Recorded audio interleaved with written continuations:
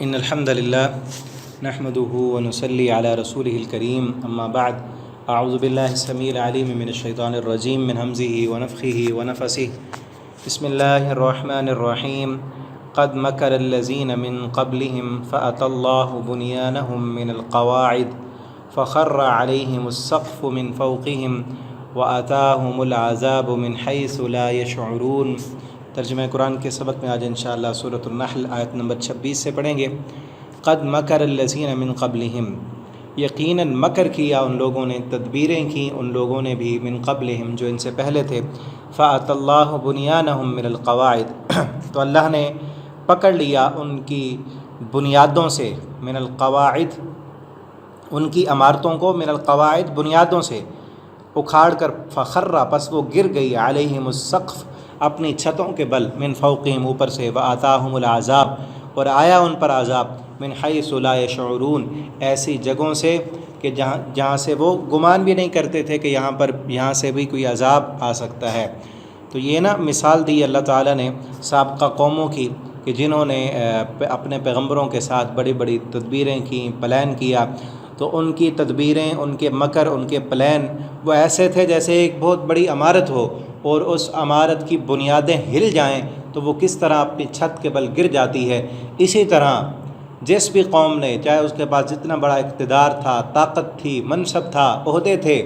انہوں نے رسولوں کے خلاف جب پلان کیا تو اللہ تعالیٰ نے ان کے ساری تدبیروں کو، سارے پلان کو نیست و نابود کر کے رکھ دیا۔ جیسے قوم عاد تھی، قوم لوط، فرعون اور حامان، نمرود، یہ بڑے بڑے جنہوں نے زمین میں بڑا ان کو اللہ نے اقتدار دیا تھا، ساری چیزیں ان کے پاس موجود تھیں، لیکن اللہ نے کس طرح پھر ان کے مکر، ان کی تدبیروں اور ان کی چالوں کو ناکام کر دیا۔ آگے فرمایا ثم یوم القیامت یخزیہم، پھر قیامت کے دن، یخزیہم رسوائی ہوگی ان کے لیے، یخزیہم اللہ رسوا کرے گا ان کو، ویقول اور وہ کہے گا این شرکائی کہاں ہیں میرے شریک، کہ تم جو دنیا میں میرے ساتھ شریک کرتے تھے وہ اب شریک کہاں ہیں، الذین کنتم تشاقون فیہم وہ شریک کہ کنتم تھے تم تشاقون جھگڑا کرتے تھے، فیہم جن کے بارے میں، قال الذین کہیں گے وہ لوگ اوت العلم جن کو علم دیا گیا، ان الخزی اليوم بے شک رسوائی آج کے دن کی، والسوء اور برائی علی الکافرین کافروں کے لیے ہے، کہ قیامت وہ لوگ جن کو اللہ تعالیٰ نے دنیا میں علم عطا کیا، اور وہ لوگ قیامت کے دن کہیں گے کہ آج ان کافروں کے لیے جنہوں نے دنیا میں قیامت کے دن کا انکار کیا تھا، اس کے بارے میں کوئی کوشش محنت نہیں کی، اپنے عمل سے یا اپنی زبان سے قیامت کا انکار کیا، آج ان لوگوں کے لیے رسوائی اور بہت برا عذاب ہے۔ الذین وہ لوگ، تتوفاہم الملائکہ کہ فوت کرتے ہیں جن کو ملائکہ فرشتے، ظالمی انفسہم اس حال میں کہ وہ ظلم کرنے والے ہوتے ہیں اپنی جانوں پر، یعنی شرک کرنے والے، گناہ کرنے والے، زنا کرنے والے، فحاشی اور یانی میں زندگی بسر کرنے والے، اللہ کی بغاوتوں میں زندگی بسر کرنے والے، جب ان کو اللہ کے فرشتے فوت کرتے ہیں، فالقوا السلم تو اس وقت وہ ڈال دیتے ہیں صلح کو، کہ ایسے باغی جنہوں نے دنیا میں زندگی میں کبھی اللہ کی فرما برداری نہیں کی، جب فرشتے آ کر پکڑتے ہیں ان کو اور ان کو پتہ چلتا ہے کہ اب تو مرنے والے ہیں، تو فوراً ہتھیار ڈال دیتے ہیں کہ ہم تو فرما بردار ہیں، ہم تو نماز پڑھیں گے، ہم تو آخرت پر یقین رکھنے والے ہیں، ہم تو شرک سے توبہ کرنے والے ہیں، ما کننا نعمل من سوء نہیں تھے ہم برے عمل کرنے والے۔ اور ساتھ یہ بھی جس طرح دوسرے مقام پر اللہ تعالیٰ فرماتے ہیں کہ مشرک، ظالم موت کے وقت بھی مکر جاتے ہیں اور قیامت کے دن بھی مکر جائیں گے اور کہیں گے واللہ ربنا ما کننا مشرکین، اللہ کی قسم ہمارے رب ہم تو شرک نہیں کرتے تھے، قیامت کے دن بھی مکر جائیں گے، اور موت کے وقت فرشتوں کے سامنے بھی مکر جائیں گے اور کہیں گے ہم تو کوئی برا کام نہیں کرتے تھے، ہم تو ڈاکے نہیں ڈالتے تھے، ہم تو ظلم نہیں کرتے تھے، ہم تو دنیا میں فرما برداری کی زندگی بسر کرتے تھے۔ بلا کیوں نہیں،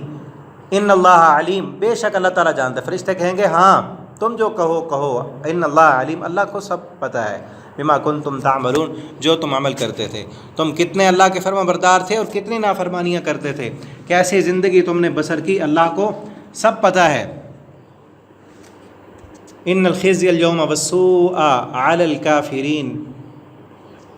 بلا ان اللہ علیم بما کنتم تعملون اللہ تعالیٰ کو سب پتہ ہے جو تم عمل کرتے رہے۔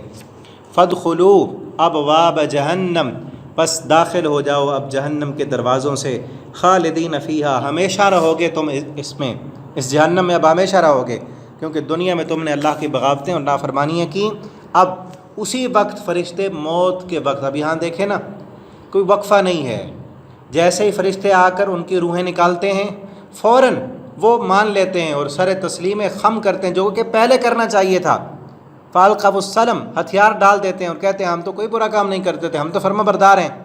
اور وہ کہیں گے کہ اللہ خوب جانتا ہے اب تم جہنم میں داخل ہو جاؤ۔ یعنی مرتے ہی اگر کوئی انسان مجرم ہے، اللہ کا باغی ہے، نافرمان ہے، وہ اللہ کی فرما برداری میں زندگی بسر نہیں کرتا، ظالمی انفسہم، اپنے نفسوں پر ظلم کرنے والا ہے،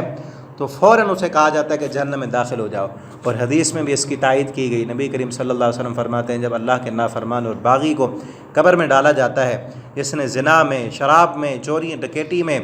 اللہ کی بغاوتوں اور نافرمانیوں، ظلم و زیادتیوں میں زندگی بسر کی،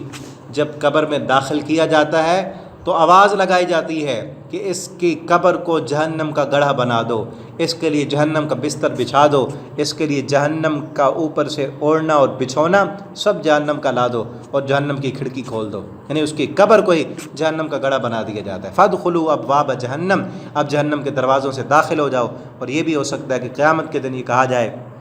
فلبئس مثوى المتکبرین، تو کتنا برا ٹھکانہ ہے تکبر کرنے والوں کا۔